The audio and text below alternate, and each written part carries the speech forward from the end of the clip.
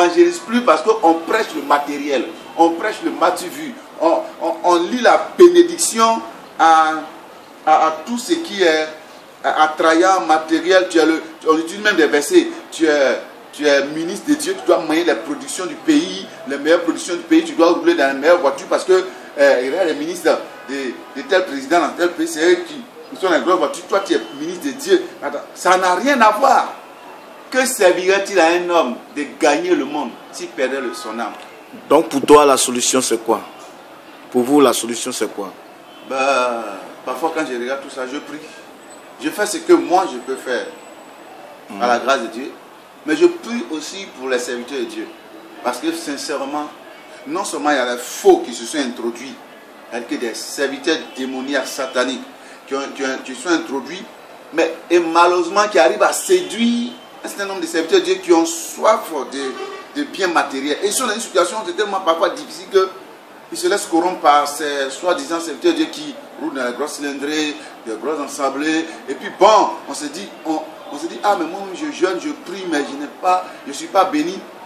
Mon frère, un jour j'ai interrogé des frères, il s'est dit entre Ésaü et puis Jacob, qui a hérité des biens matériels que Abraham a laissé à Isaïe, à Isaac plutôt.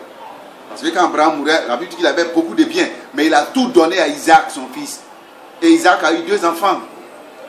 Et quand on lit l'histoire de ces 2 enfants, mon frère, Jacob a fui.